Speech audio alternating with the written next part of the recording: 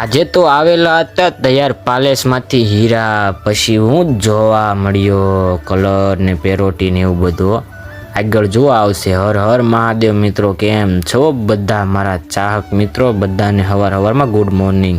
પછી હું રિક્ષામાં બેઠીને વયો ગયો ઓફિસ સાઈડ જતો હતો એટલે દાદર કરી દીધા ચડવાના ચાલુ. ઓફિસે જઈને મારી દીધા 2-3 પોઝ. અને ભાઈ જો આ રીતનું સવારમાં આપણું લુક હતું. પછી શરીર મશીન બતાવી દીધું. પછી ટેક્સટાઇલ માર્કેટ ગયો હતો, જે ત્યાંથી આવતો હતો તો પછી મેં 2-3 શોટ ઉતારી લીધા.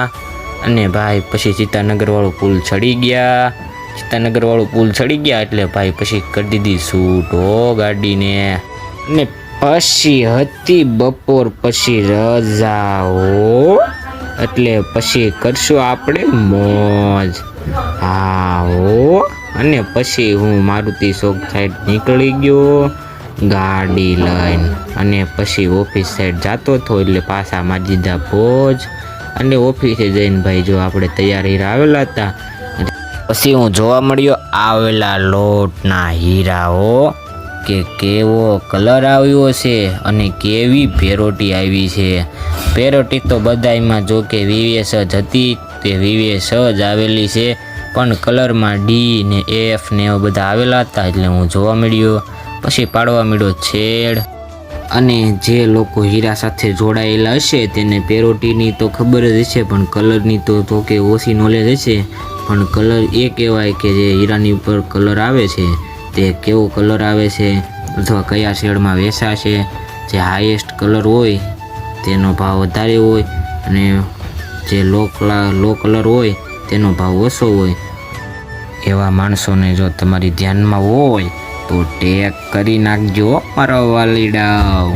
પછી જો હું તમને બતાવું હાઈ ક્લાસ થ્રુ હીરાઓ. જો આ રીતે છે ને આપણે હીરા બતાવીએ. જો કે આ VVSના જીરા છે એટલે આમાં તો કલર ઓછો જ બતાય, પણ જુઓ કેમ હીરા છે ને બાકી તળિયું ને મથાળું. આ તો વીક કટિંગના છે એટલે જેમ તેમ બનાવેલા હોય, પણ હાઈએસ્ટ કટિંગના જ હીરા આવે છે હો. જો હોય તો આપણા ભાઈ પેજને ફોલો કરી નાખો. ઇન્સ્ટાગ્રામમાં છે ને તમે બધાય સપોર્ટ કરો. હજી સપોર્ટ પૂરો નથી તમારો કોઈનો, એટલે ફટાફટ મને સપોર્ટ કરજો અથવા મારા વિડીયોને શેર કરજો. પછી બપોર પછી હતી રજા એટલે આપણે વહી ગયા જમવા હો. ઉતરવા મળ્યો દાદર. મિત્રો બપોર પછી આવવાનું છે નહીં, તો મારો વ્લોગ ગમ્યો હોય તો લાઈક શેર સબસ્ક્રાઈબ કરીને ઇન્સ્ટાગ્રામમાં જોતા હોય તો ફટાફટ ફોલો કરી નાખો. મળીએ નેક્સ્ટ વિડીયોમાં.